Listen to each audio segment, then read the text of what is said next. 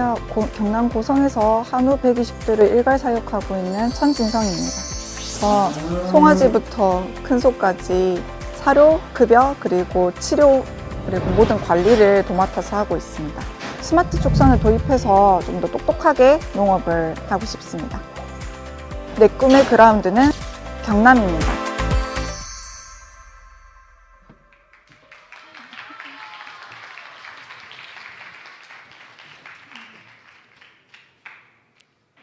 네, 안녕하세요. 저는 경남 고성에서 한우 120도를 사육하고 있는 청년농업인입니다.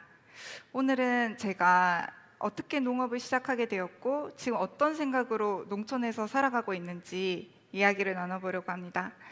많은 사람들이 요즘 누가 농사를 짓냐, 촌스럽더라고 하십니다. 근데 저는 그 촌스러움 속에서 제 길을 찾았습니다. 오늘 이야기의 주제는 촌스러워도 괜찮아, 나는 농업인이다 입니다. 이 말에는 두 가지 의미가 있습니다. 첫째, 농촌의 삶이 뒤처진 게 아니라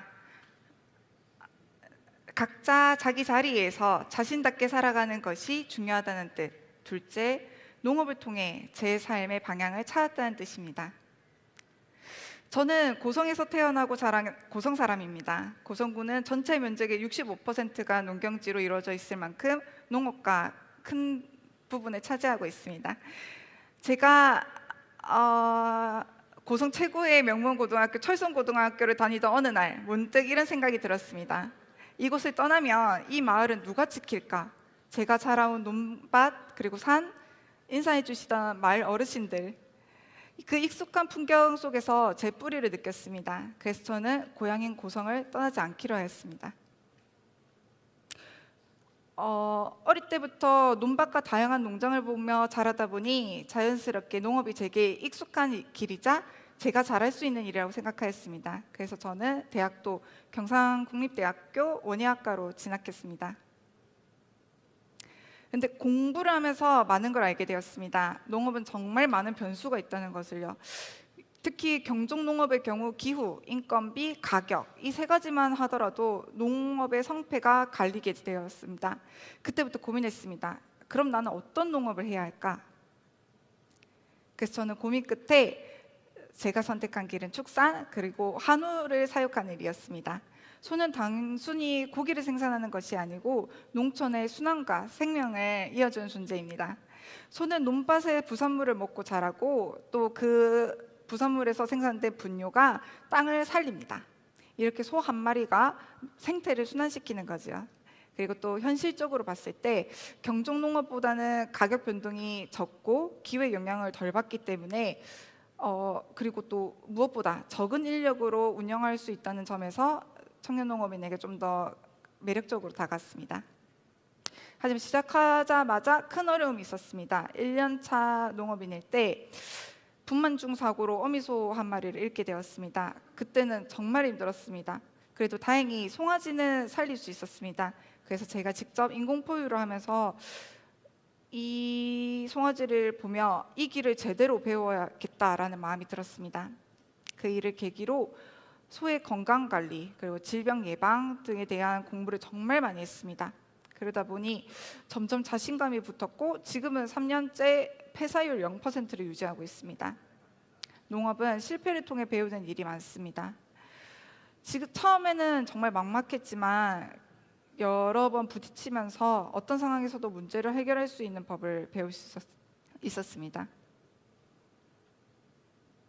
지금은 한우 120도를 키우고 있습니다.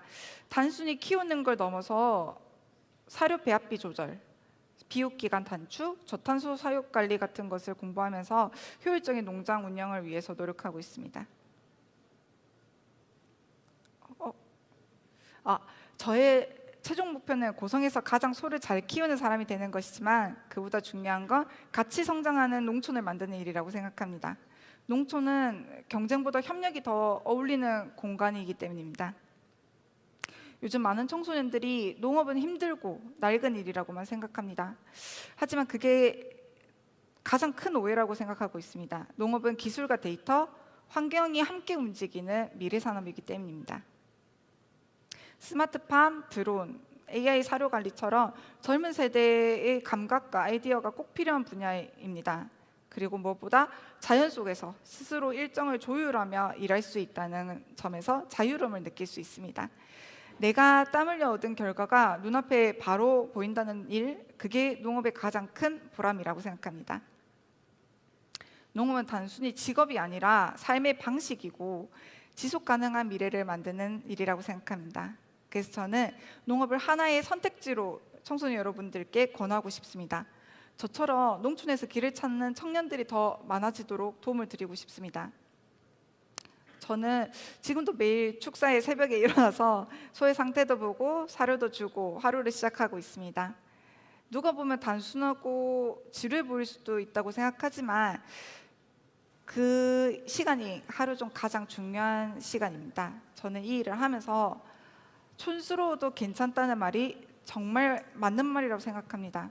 조용하지만 단단하게 내가 좋아하는 일을 하면서 사는 게 가장 큰 행복이라고 생각하기 때문입니다. 감사합니다. 네, 철성고등학교를 재학하고 있는 백상아라고 합니다. 그래서 철성고등학교 후배로서 매우 인상 깊게 들었는데요.